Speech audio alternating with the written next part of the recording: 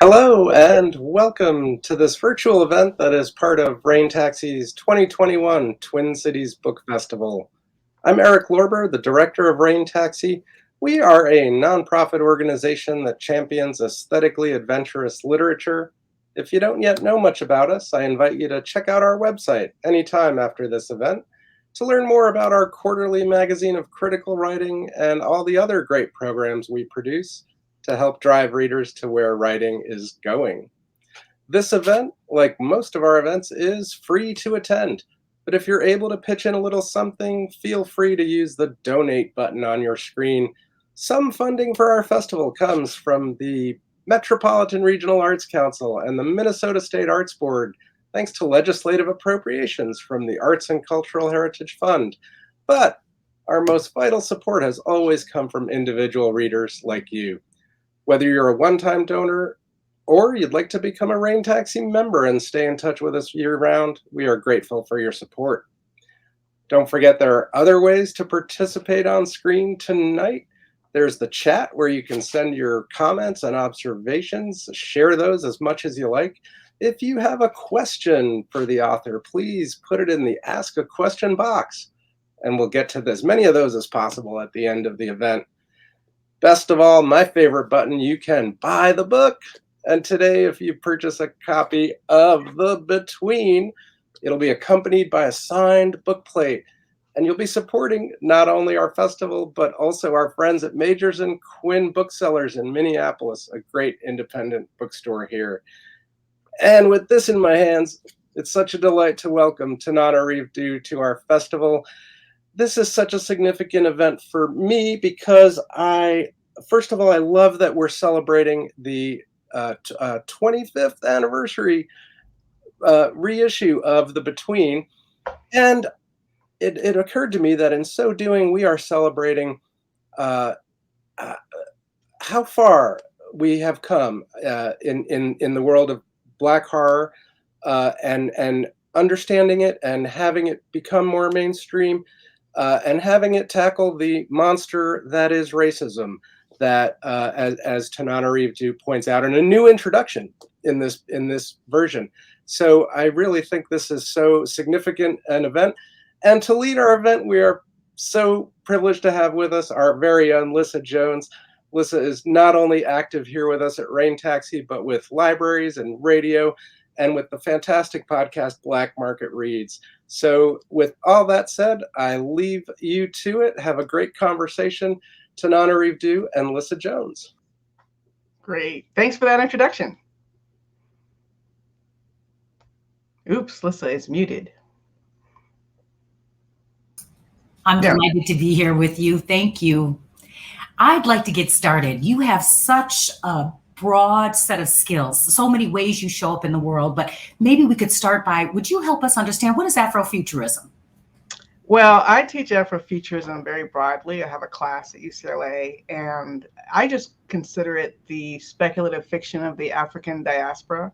And when I say that, I don't mean any disrespect to this growing genre of African futurism, which is definitely its own thing, which technically it seems to be African futurism seems to be more African science fiction. And then there's African Jujuism, which is more magic. But when I use the term Afrofuturism, which was actually coined by a cultural critic named Mark Gary in the 90s, sort of observing several things that were going on, I teach it as science fiction, fantasy, horror, magical realism, comics, all of the not real genres by Black creators. Period. When you say not real genres, please expound. Well, not real. I mean, let's say you don't believe in zombies. Some people don't. So that would be not real, right? It's like it's not just contemporary realism. It's when you're adding the magic, the monsters, the futurism, the technology. That's Afrofuturism, and it's also music. Janelle Monáe, it's genre bending. It's combining genres the way Miles Davis did with jazz. So Miles Davis is an Afrofuturist. Janelle Monáe is an Afrofuturist.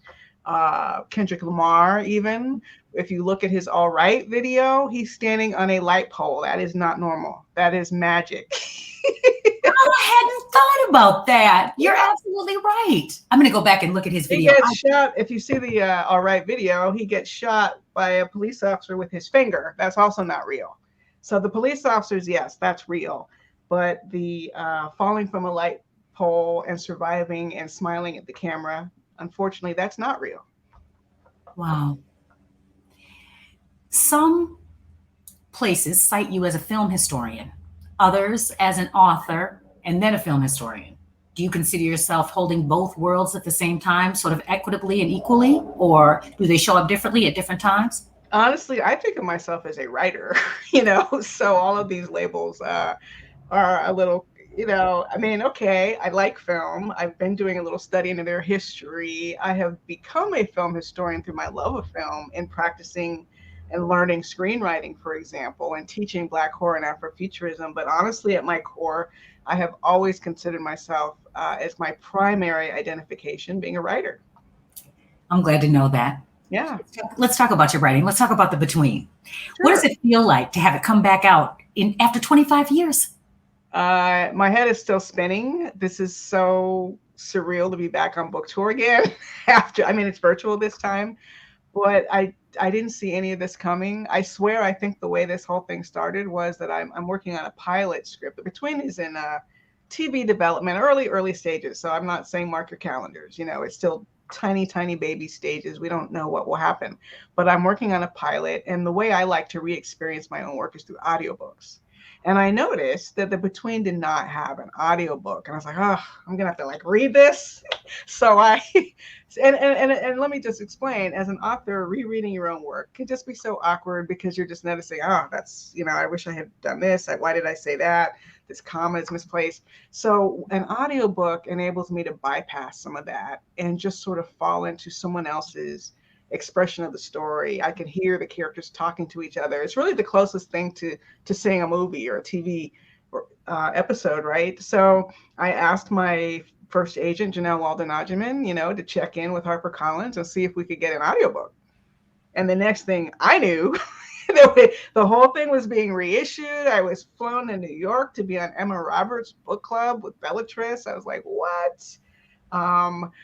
I did interviews with Shondaland and Essence in the same day. And it's not that I didn't get publicity the first time around, but the platforms are just larger this time around. And it is definitely more mainstream. I was primarily supported, thank goodness, they were so loyal, by Black readers and Black booksellers back in the 90s.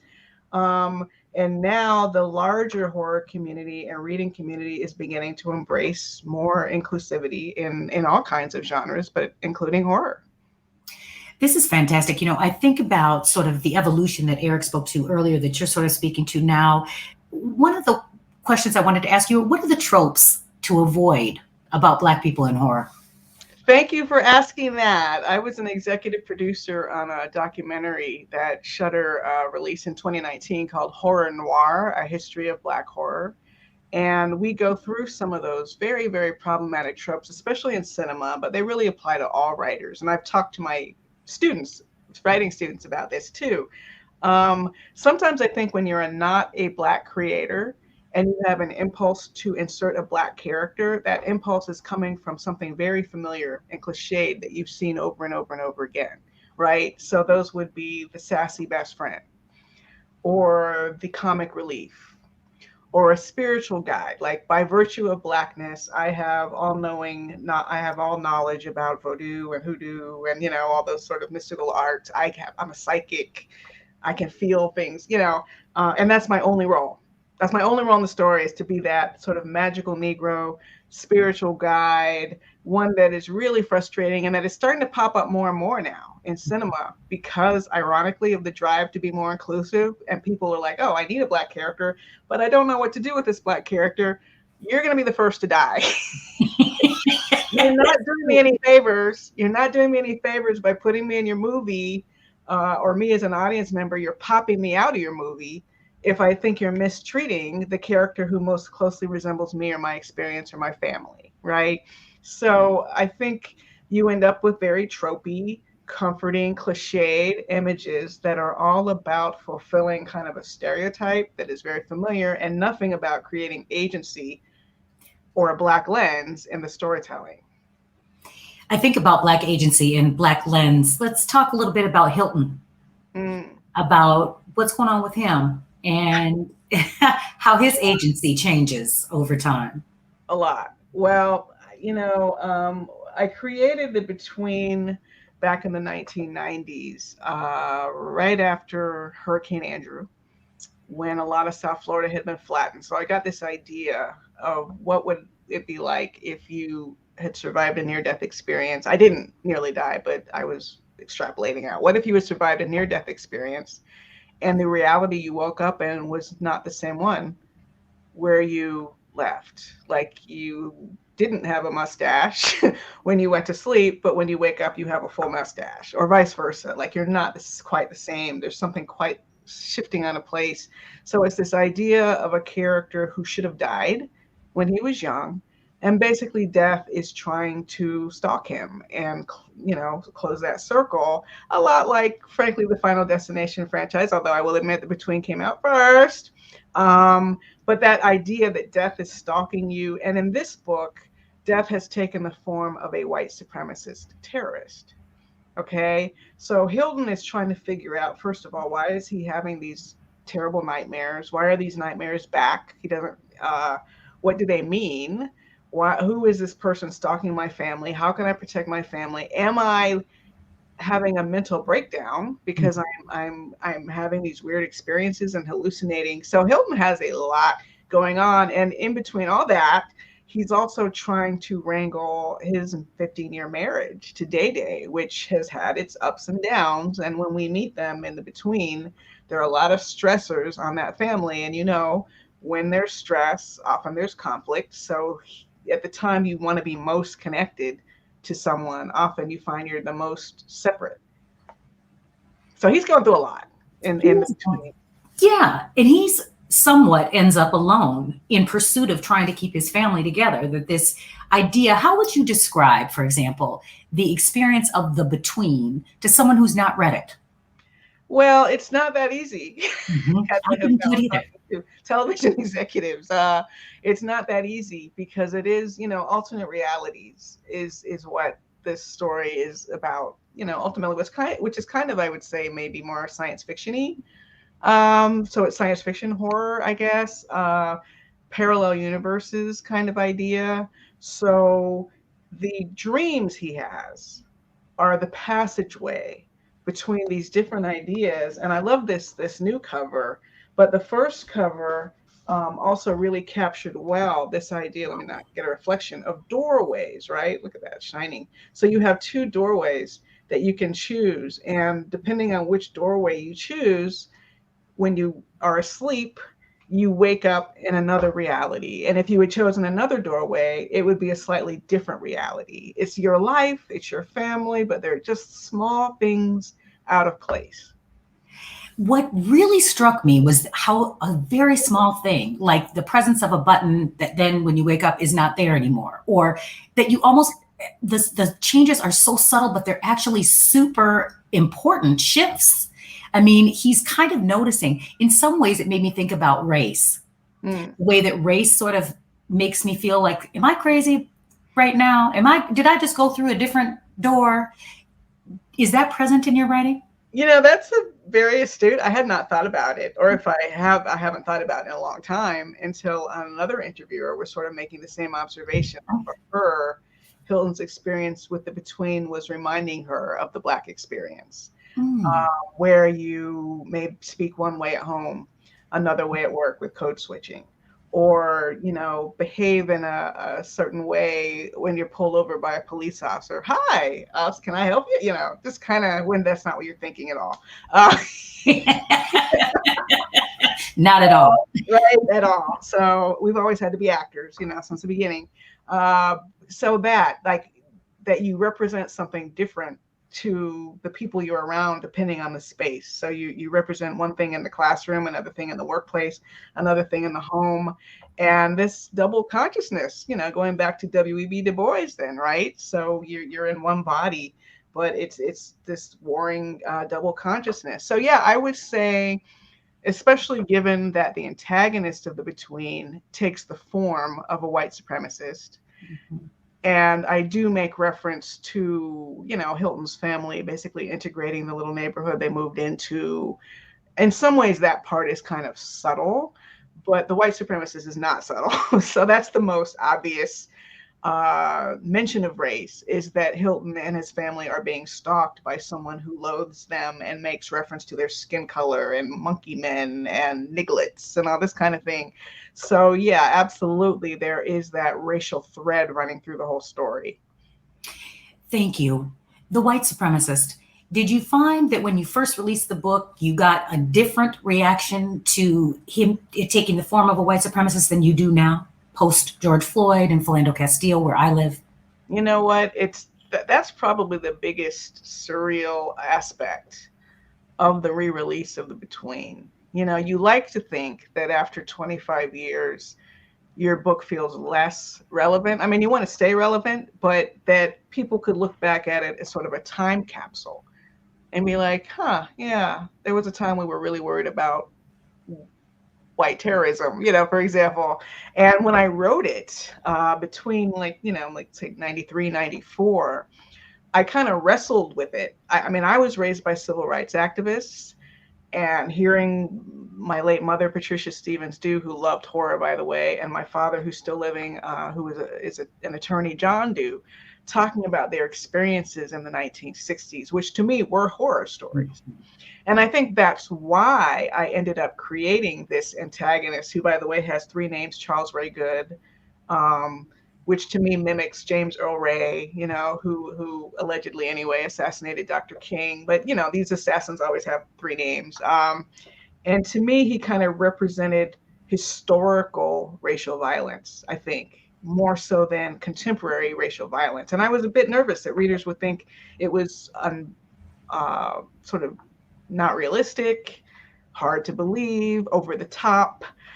Literally, I worried about that. And then very soon after I finished The Between, or maybe right after it was published, we had the Oklahoma City bombing. And I thought, oh, okay, well, maybe it wasn't so over the top. But more to your point, in 2021, I actually feel like having that terrorist as an antagonist feels more relevant in 2021 than it did even in 1995. And that is just sad to me, that I can't look back and say, oh, remember when? It's more like, oh, these are the headlines. This is my daily fear walking down the street in my neighborhood, where I don't know, there's a neighbor right across the street from me with a Trump 1 flag flying.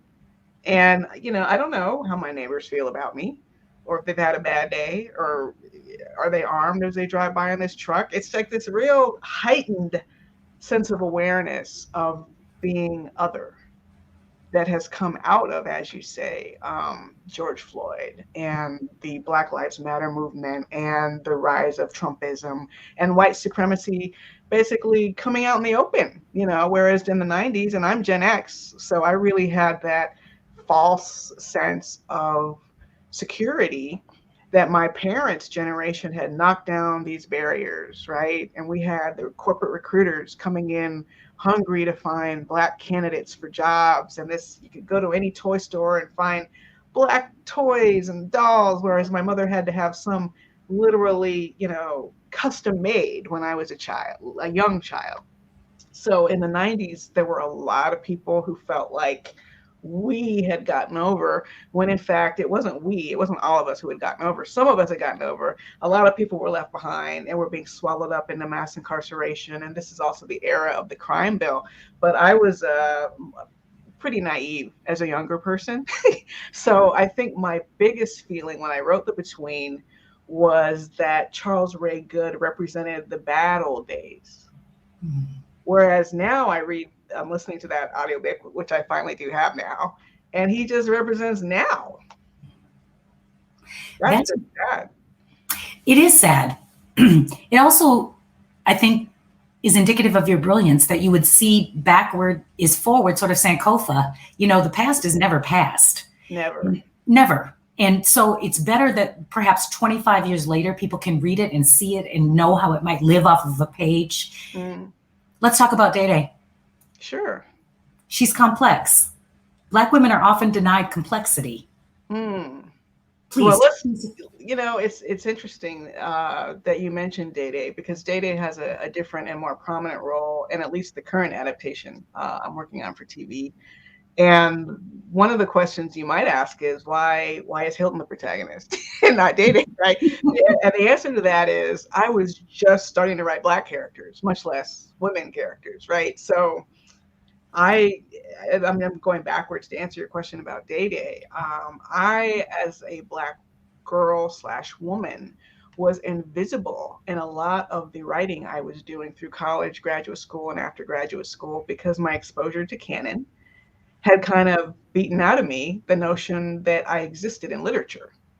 So in striving to be a writer and striving to be the best writer I could be, I was doing these little sort of epiphany stories that white men were having, and that was what a short story felt like, a short story looked like. And then I even had the notion that if I was writing Black characters, as I did in one novella in college, that they had to be in the inner city, which is, fine if people are from the inner city, but I was not from the inner city. So there was this imposter syndrome that I had trying to write an inner city experience that had not been my own, right? Almost like appropriation within race, right? And I didn't see how you write a Black suburban character. I had never seen that in my life. So The Between was this huge breakthrough in terms of, I'd read Gloria Naylor's Mama Day, which was like, oh, okay, you can be a Black woman and just sort of write, an authentic experience with some metaphysics. And then the horror part was Anne Rice. I interviewed her and she's, said, well, I'm taught in universities. No, I'm not worried about people not taking me seriously. And that gave me internal permission, those two things, to write The Between. But even so, you could see I was still coming out of my writing about white men phase because I wrote about a protagonist who was a Black male. And now, but within that, because I was trying to express myself also in the story, I do hope that Day Day feels prominent, in the storytelling, and that she is also a complex and nuanced character, just as Hilton is a complex and nuanced character. I think, excuse me, I most certainly think she is. And in fact, it's sort of the tension that they had between them from the before, in a way, that gets them in trouble in The Between, because his stuff looks like he's up to something he shouldn't be. And that puts a significant strain on marriages. And many times Black marriage is not at all characterized in any book, either happy or not, and certainly not with complexity. Was it important? Why was it important to you to make the characters married? Well, I wanted, in some ways, I say write what you know. Mm-hmm. So in a lot of ways, I wanted this family to reflect the family I had grown up in, not that my mother had fears of my father and infidelity. That I don't think was ever an issue. But what was real was that tension about how much time you spend out in the community as opposed to the time you spend at home. Now, that was the core of a lot of disagreements because, my parents were both very active in the 1960s. They're both in the Florida Civil Rights Hall of Fame. My mother wore dark glasses from the age of 20 until the day she died, 80% of the time because a police officer threw tear gas in her face during a nonviolent march in 1960, right? So I had this image of lasting trauma, physical trauma, and emotional trauma with my mother. But what she did was, once the third girl was born, she was still lying in front of sanitation trucks when and marching like through the late 60s, early 70s. But by the time she had 3 daughters, she really became kind of almost a stay-at-home mom. She had different jobs here and there as a social worker. She still had her community activism, but she kind of shifted it to the school system. She became a PTA president to fight to keep the inner city school open, where I went to elementary school, bust in with the white kids. That was not a good look, by the way. And my dad, though, was still outside. He was still at meetings. And when he was at home, he was in his head very often, writing on his legal pad, which was what I learned to imitate. I used to steal his legal pads And I would write my first short stories on those, trying to imitate him, be like him, but often behind this closed door. So that separation you see between Hilton and his family when he is the most in crisis is kind of echoing what was happening in our house. We integrated a neighborhood. We had stress with neighbors after that integration. There, my dad did get a call from the FBI warning him to watch out for letter bombs because of a spate of bombings of federal judges that was happening when I was a child. My mom could call the governor, Bob Graham at the time, and get a call back in 2 hours because she had that kind of juice. You know, I was really just recreating my family. I was writing what I knew and adding the horror, not sure that audiences would be prepared for that. I had never read a Black horror novel. I had never even read Octavia Butler. So I was really adrift in terms of examples and role models until, like I said, Mama Day. That was like, oh, okay, this feels like something in the vein of what I would like to write. And it was, but adding that to my specific suburban integration experience. Which is also an experience that rarely gets discussed. You know, I think about people like us, you know, the rich upper class of Black people that many people have no idea even exists. Mm-hmm. It's always like everybody places us in the same place. We're always in the ghetto. We're always in, you know, these places. And you've placed us in all kinds of different places, in very prominent places. You wrote a book with your mother. I did. Can you tell us about it? I would love to. You know, in a lot of ways, I consider it the most important thing I've ever written. It was called Freedom in the Family, a mother-daughter memoir of the fight for civil rights. And it started because my mother was this griot storyteller who was always talking about the activists she knew in the 1960s and the various roles, you know, making it clear that not everybody was marching. Some people were too scared to march, which I understand even more in 2021, you know, with the militarization of policing. I literally think it's more dangerous on average to be a protester today for Black Lives Matter than it was in the 1960s on average, right? You know, we see the big photos of the fire hoses and the police dogs, but also that those police were not as militarized as today's police.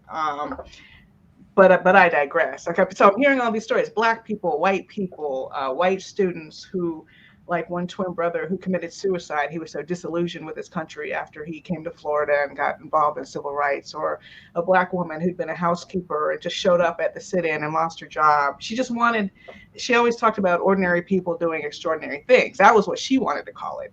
Ordinary people, extraordinary things. And it was just going to be a book of oral histories where we interviewed, even Kwame Ture knew my mom. We interviewed him before he passed away while he was in Miami visiting his mother. Chapter after chapter, where in their own words, we were going to just have people talk about why them, when so many other people just stayed at home or were too afraid or thought just be patient and times will change by themselves. Why were they the ones who stood up? Why were they the ones, like the banker who secretly gave bail money to get students out of jail? And we couldn't give that book away, literally. So I met an agent who told me I was missing the forest for the trees. He said, you're a mother and daughter writing a memoir about the civil rights movement. Write that story. And my mother didn't want to, and I certainly didn't want to. What did I have to contribute? I hadn't, you know, when I was in an anti-apartheid protest at Northwestern University, I left to go out to dinner with a friend before they got arrested. So, because my mother said I went to jail so you wouldn't have to. And I took her up on that. But it's so true that just the repackaging of it from a book of oral histories to a mother-daughter memoir resulted in an immediate sale, a very large advance that I'll probably never earn out. But we wove all of those other stories into the chapters, alternating chapters, my mother and then me, and then my mother and me. And we told those stories in the memoir, which is all she wanted to do. Oh, that's fantastic. Yeah. Being willing to be rearranged with your ideas. How does that feel? You know, the editing process. How does it feel when you're a writer and you've birthed something and you're territorial over it? It's your baby. And someone comes behind you. Are you used to it now with all the books you've written? Oh my gosh, yes. Especially now that I've been doing more work in Hollywood, which is very, very collaborative and nothing is set in stone. And some of the decision making is more just, oh, we can't afford that scene. So could you rewrite this so it would be less money, which is something you don't have to think about in prose. I can set my book on Mars, you know, if I want to. And there's no cost limit. And prose, and so those are very different conversations. But is that I have learned a lot more creative flexibility, but at the same time, you can't have too much creative flexibility. Like I had editor after editor when we were shopping Freedom in the Family say, well, not, you know, the oral histories version, saying, this isn't speaking to me. Why don't you and your mom write a novel? Oh, wait, is someone losing my audio? Are you still losing the audio? Can people hear me? We are still losing a bit of there it goes. It stopped. There was some buzzing that was happening, and I think we were losing you there. Let me know if it happens again, and I'll leave and come back. Okay, we'll have you come out and come back, I think, according to Linda, if that's okay. It's still buzzing? Okay. I can do that. I'll be right back. Okay, thank you. Author is Tananarive Due. We're talking about her book, The Between. And we are doing what we do in a virtual world, which is we are coming back in just a few minutes with her so that we can hear everything she has to say. I don't know about you, but I'm on the edge of my seat. It makes me want to read The Between again. And I'm a lady who reads probably 4 or 5 books a week. So I'm very excited to be able to talk with Tananarive. I'm looking forward to the questions you're going to have for her later too. There she is. Fantastic. Welcome back. Is there any buzzing? No buzzing. Okay. So I had editors tell me, write this as a novel. I would buy this if this were a novel. And of course, that was music to my ears as a novelist. Oh my gosh, I would so prefer to write it as a novel, but my mom would not hear of it. She would, the idea of fictionalize. Oh, hell no. We are not fictionalizing anything. So that's a case where I actually agreed with a note, but I was outvoted by my mother, whose one vote outvoted me all the time because it was her story. I was doing it for her. So if she didn't want it in the book, if she didn't want it told a certain way, I would do it for her. But I've also learned that sometimes you have to stand up against an editor, against an executive, and just put your foot down. That's not the story I want to write. That's not the scene I want to write. I don't agree with that. And very often you can win. That's fascinating to me. I had no idea the push and pull to repackage things. How would you say there's a thread? I mean, I looked at all of the books that you have written, and there's some similar and some very different. Is there, what draws you, I guess, to decide what you want to write about? That is a very good question. In the beginning, I was really trying to liberate myself from my daily newspaper job. I worked as a reporter for the Miami Herald, and I did not want to be doing that. I wanted to be a full-time writer. So during the time I was working on Freedom in the Family, I actually took a leave of absence, but then I had to go back. So some of the creative decisions you have seen in my books, like the ones that are very, very different, an example would be The Black Rose, which my agent, it's a historical novel about the life of Madam C.J. Walker. I even asked my agent, why me? It's like, what are you even talking about? But he said, well, I saw your historical chapters in My Soul to Keep. You write history. I didn't know I could write history. But so saying yes to that project taught me I could write history. But I imagine what a whiplash that was, because the previous book was The Living Blood, which is this sort of epic fantasy about African immortals who live in underground colonies in Ethiopia and whose blood can heal anything. To go from that to The Black Rose, it's like, what? And then I did collaborations with my husband, Stephen Barnes, with actor Blair Underwood. We did 4 erotic mystery novels in a series called the Tennyson Hardwick series. So anyone who's scratching their heads over that one, I'm proud of it. I'm proud of the work we did. And come to think of it, those need audiobooks too. So I'm gonna get on that. But I probably would not have done those had I not been trying to write for a living. And I got to a point, and I'm married to an artist. My husband, Stephen Barnes, is also a science fiction pioneer. 30 novels, is written for The Outer Limits, Stargate, all this kind of stuff. So we were 2 artists in a marriage, and it's great creatively, and we collaborate on scripts. But we wrote a Twilight Zone episode for Jordan Peele that aired last year, so it's bliss in terms of that. But in terms of like being able to forecast your income in terms of one of you having like a corporate health insurance plan. It was like up and down, up and down. And I made the decision some years ago, I would say going on 10 years ago. When my mother got ill, I moved to Atlanta and I was teaching at Spelman College for the first time, full time. And I discovered I love teaching. So I decided then and there, I was not going to go back to expecting my inner child. That's the part of me that creates the stories. My inner child is not the one who has to support me. I will support my inner child, and I will only write what I absolutely want to write. And if I need 7 years to finish a novel, which is what it took me to finish the novel I have coming out next year, which is called The Reformatory, about the Dozier School for Boys in Marianna, Florida. I had a great uncle who died there in the 1930s. And I wanted to make it haunted and give it a better ending. Let's just put it that way. So I took my time with that. And I could take my time with it because I was teaching. I teach at UCLA. I was also teaching in another MFA program, although I don't do that anymore. And screenwriting, which, although that is my inner child, I have to admit, it's still creativity. It's so fresh and so new and so much like a game to me to try to figure out how to get past all these hurdles to get something on the air, that it doesn't feel the same way as depending on the novels. And plus screenwriting just pays so much more. I mean, it's really tough to break in, but you can make, the amount of money for a 1.5-page treatment that you would make for a whole novel in screenwriting. So, oh yeah. And screenwriters have health insurance. So it's a different thing, but I still teach. And I want to hang on to that because based on that 15-year time when I was a full-time writer, I don't want to go back to not having a baseline income. I always want to know that no matter what sells or doesn't sell or what disappointments or, I will still have that baseline income. Oh, I think you're preaching to the choir. I mean, wow. What is it you most want people to know about the between? What would you like them to take away? Well, I almost feel like I need to, I won't go into the ending because some of the viewers might not have read the book yet, but I do feel like I want to explain the ending, that I wrote it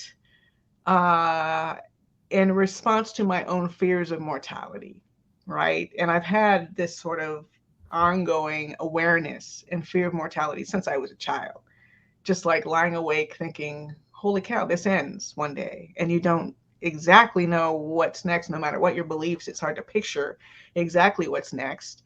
And that scared me. And that's what has driven a lot of my fiction. So my next novel is about an immortal whose lesson is basically, there's some things that are worse than dying. Outliving everyone you love is worse maybe than dying, or whatever it is. If you live to be 500, that would be terrible. That's me trying to convince myself that it's not so bad to be just a regular mortal, right? So the whole point of The Between was to have a character who had cheated death and who had spent his entire life literally running away from death, even though he didn't know that was what he was doing. Find a way to make his peace. Find a way to like choose his moment and feel triumphant rather than afraid. That was really what drove the book. Now, I don't know if the readers can take that ride with him or not. but that's my way of just explaining where I was coming from when I wrote it. That was really almost the whole purpose of it. I didn't write the ending first, but I knew what the ending was going to be. Yeah, I knew. Interesting. You knew the ending before? Yeah, that was the whole point, was the ending. Just like with the Reformatory. I mean, I knew the ending, and everything else was just writing up to that ending. I don't, of course, want you to tell us about the ending of the Reformatory because I want to read it. But will you tell us just a little bit more before we have to go to questions? Absolutely. Again, this feels like one of the most important projects. Soon after my mother passed away, she passed away in 2012. I got a call from the Florida State Attorney's Office, someone politically I don't like very much, but the guy on the phone seemed nice, and basically letting me know that I had a great uncle named Robert Stevens. My late mother was Patricia Stevens before she married. So Patricia Stevens Due. And she had an uncle, I assume she never knew about, who died at this notorious Dozier School for Boys in Marianna, Florida, and I believe it was 1937. And they were asking permission to begin exhuming remains and try to identify remains and give proper burials. Because listen, this reformatory was supposedly to help, young boys who had gotten in trouble with the law, learn trades and go to school. But it was just a hellscape. As you hear about these indigenous schools in Canada, there is something about when you put adults over children, that this terrible, homicidal, unempathetic behavior emerges. So this Dozier School had a cemetery on the grounds, and 60 or more boys were buried there over the course of this institution. I think it opened in about 1900, and I think they finally closed it down in about, 2011. I mean, it was a long road, and several boys died in a fire. Boys would die of illness. Boys would die running away. I've heard anecdotes on Facebook of people who said they worked there, and they were told, just if you saw a boy running, just fire, just shoot and see if you can hit something. Survivors have written memoirs telling a white survivor told it because they were segregated sides, but he saw a black boy put in an industrial dryer and never saw him again. Horrific stories. And I don't think my mother ever knew. I don't think her father ever told her that he had a brother at this facility, because just imagine what that would do to a family. You send a child, he was 15, you send a child to a facility, they don't come home. All you get is a letter saying, oh, by the way, your son died. You don't even get invited to the burial. They would have the children bury each other. And this is the facility Colson Whitehead wrote about in his novel, The Nickel Boys. And trust me, it almost gave me a heart attack when I saw that he was doing that, because his previous book had magical realism. And I thought he was also writing a magical story about the same facility I was writing about, but thank goodness it wasn't. And my agent had to talk me into even going on, because in some ways, I have to be honest, the reason it took 7 years was because it was a very, very difficult book to write. And I made the decision that instead of making the audience have to experience all this violence against children, I would use it metaphorically. It's haunted. So the ghosts represent the violence of the past. You can honor the fact that there was violence and there was killing, but without having to make the audience experience it. And also, as a horror writer, having a character who's afraid of a haunted reformatory, but who discovers that that's not the scary part. And in fact, you can create friendship with a haint. They're not the best of friends. There are some cultural differences between haints and people that make them kind of adventurous to be friends with. But ultimately, it's that story about a 12-year-old boy from the inside who's trying to get out, and a 17-year-old girl, his sister, on the outside, who's trying to use this legal system in 1950 to get him out. And they ultimately decide, you know what, we're going to have to do this ourselves. Tananarive Due, you've done a lot for me. Oh, thank you. Yes. One of the things that I will always take with me is that life can actually be more horrible than horror. Absolutely, it can. Absolutely, it can. And in the Twin Cities, you know that better than many places. I sadly do. Yeah. I'm so honored. Tananarive, thank you for your time tonight. I will look forward to reading the Reformatory and hope that I have a chance to talk with you again. Thank you. Thank you. You are absolutely lovely and brilliant. Eric Lorber, please come back with the magnificent Tananarive, and please do what you do in asking her the questions. And thank you again, Tananarive. Oh, thank you. Great questions. Magnificent indeed. Thank you both for this conversation, bringing such great context to the 25th year anniversary of the Between, oh my gosh, newly republished in paperback, and this amazing look at the continuing aspirations of Tananarive Due. And like Lissa, I can't wait for the Reformatory, and hope you'll come back to the Twin Cities in virtual or maybe in person to celebrate that release. We can dream. We can dream, yes. Our audience on screen is a little bit quiet tonight, but I have plenty of questions because one of the great perks of my job is as I communicate to others in my circles about my enthusiasms of the authors in our festivals, I get into a lot of great conversations and hear a lot of great questions along the way. One of them picks up on something you said that um, uh, about how sadly the white supremacy terror in this book is still so present in our world. And I found myself as I was describing that aspect of the book to people, I was also telling them, uh, and just like there's a virus today, the AIDS virus is so present in Hmm. the world. And just like there's a drug problem today, drug rehab is part of the background of this book. And I was just, obviously fascinated with the parallels, but also uh, curious as to how you brought those elements of the big world into your fictional world. And since you've alluded to working on the between, as a series now, if how these elements have undergone permutations will be part of that. Well, in its current incarnation, it's set in present day. So, no, not as much on AIDS and HIV, for example. And that part of it, thankfully, is a bit more of a time capsule because I was writing the between before the cocktail, the drug cocktail that enables people with HIV to almost eradicate the presence of it in their blood systems. I had a very good friend named Jay McLaughlin who had HIV and AIDS and subsequently passed away.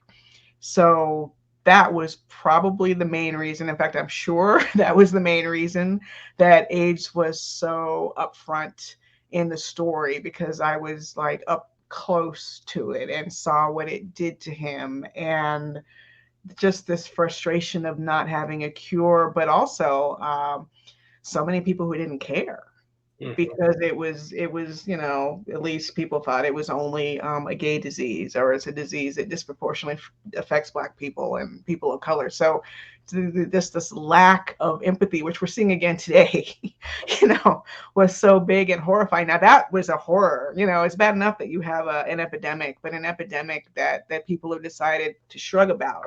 eh, you know, that's the real horror of it. So that, and yeah, and listening to the audiobook, I was struck by the parallels today, because I have a character named Antoinette who's dying of AIDS, and she's in an isolated room, and it really makes an impression on Hilton's daughter that there's this disease where you die alone, and you die where you can't see people's faces because they have to wear masks. And it's one of the things that makes her want to be a doctor.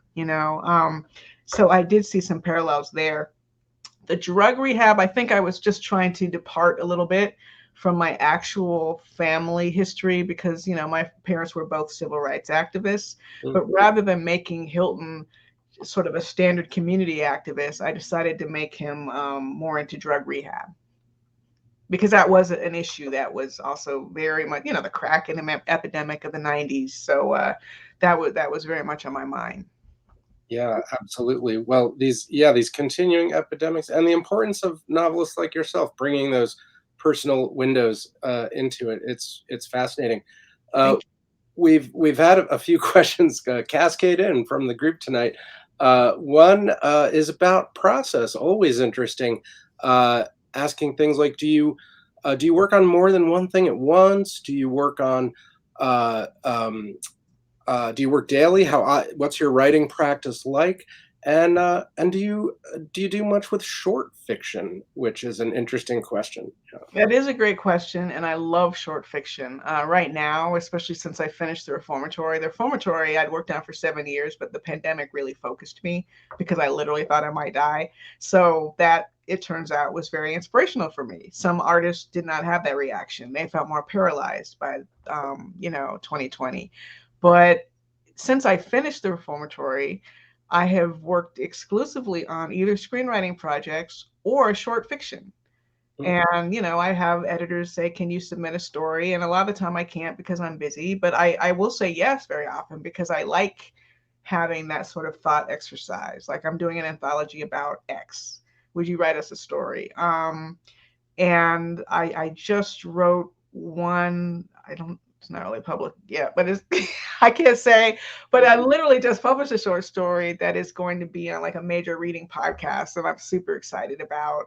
And I really, really encourage writers to start with short stories, which is how I started. I mean, ironically, The Between was the first thing I ever published, but it wasn't the first thing I sold. I sold a short story years before I sold The Between, but the magazine just went out of business before they could publish it. And I was still trying to become a professional level writer by writing short stories. And I think what was holding me back, as I said, was that I wasn't writing stories from my own experience. Even that short story I sold was about a white screenwriter in the UK whose girlfriend is fascinated by his eunuch friend at work. What? Okay, so where was that? I was trying to imitate the style of a writer named Ian McEwan, who wrote just very unusual short fiction, and I was just trying to write a weird short story. But again, that narrator protagonist appeared as a white man, and not consciously. I'm telling you, it wasn't because I thought, oh, this will sell faster. I literally did not see myself. So I think a short story is a much better opportunity to learn beginning, middle, and end, how to create a character who is relatable and realistic. How do you balance dialogue with the exposition, rather than a novel, if you're an inexperienced writer, which can eat you alive, leave you so frustrated. And if it took me 7 years to write a novel, just imagine how long it takes a more inexperienced writer sometimes to write a novel. And what can happen along the way is that you lose your love of writing because one work has so terrorized you, right? And in terms of, do I write every day? I certainly try to. In his book on writing, Stephen King talks about writing for 4 hours a day, every day, pretty much. I don't believe in anything like quite that systematic, but I do find that I have to be working on something all the time. Yes, I do work on multiple projects. Sometimes it's multiple TV or film projects. Like Steve will be taking lead on one, I'm taking lead on the other, then we switch and go over each other's work. But I also like to be working on some kind of prose. Like right now, I'm doing a revision on the pilot for The Between, ironically, because it was hard to convey what is The Between. Like, I don't understand what's happening, so I'm trying to make it clearer. But I also feel that itch when I'm not working on a short story. Like, don't let me not be working on anything. I get very restless because that writing is genuinely my happy place. Right. Yeah. Well, happy place for readers too. And that'll be the next question of our assortment of questions about that aspect of your life as a reader. What books inspired you as a child? And on the other end, what are you reading right now that excites you? And I'm going to throw one in because I love how each of the sections in The Between starts with poetry. Is poetry something you read as well? Yeah.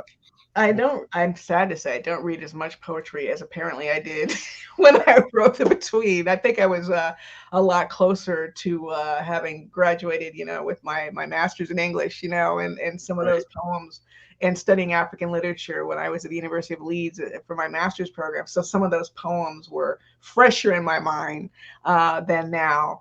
But as a younger reader, life-changing for me was Alex Haley's Roots, both the novel and the miniseries. And people today don't understand. Back in those days, there were 3 networks, and everybody watched Roots. Everybody watched Roots. It's almost like you can't even imagine such a thing happening today. Like the whole country, like coming to a standstill. White people, Black people, everybody to watch a story about slavery. But that's what it was. And I liked Encyclopedia Brown, some Virginia Hamilton. As I got older, Stephen King.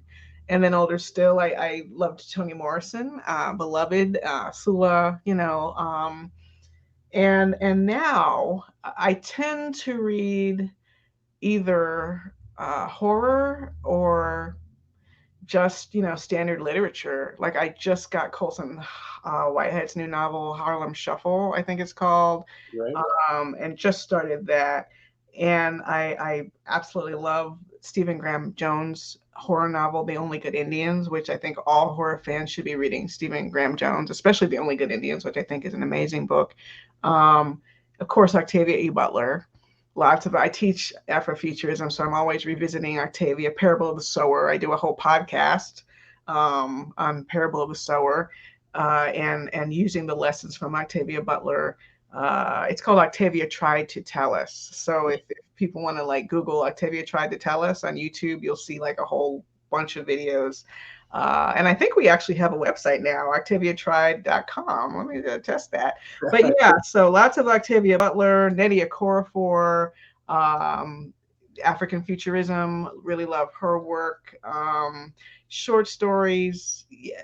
Yeah, Octavia Tried. Is it going to come up? No, it must not be. Dang, I should know my own website. It's new. I mean, give me a break. It is a little bit new. Is it Octavia Tried to Tell Us.com? Anyway, OctaviaWebinar.com. OctaviaWebinar.com. Anyway, go to YouTube and find all those videos where we talk to various artists and about how Octavia's work teaches us resiliency and coping strategies and self-reliance, because I think what Octavia always saw, and we're all beginning to see more, is that there really is no one to come take care of us, whether we're families or communities, or individuals. We have to take care of ourselves. Absolutely. Well, thank you for that reading list and for spending this time with us. It has been an absolute delight to celebrate the reissue of The Between with you. As we close, I want to remind everyone watching that we do have other festival events coming up. So we're going to pop a link in the chat if you're interested in checking those out.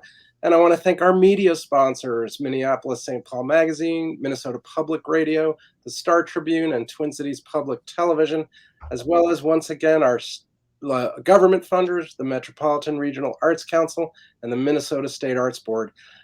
Thanks especially to everyone watching, and again to Tananarive Due and Lissa Jones for this great conversation. Well, thanks to both of you. This has been fantastic, and thanks to everyone in the audience for being here. Thank you.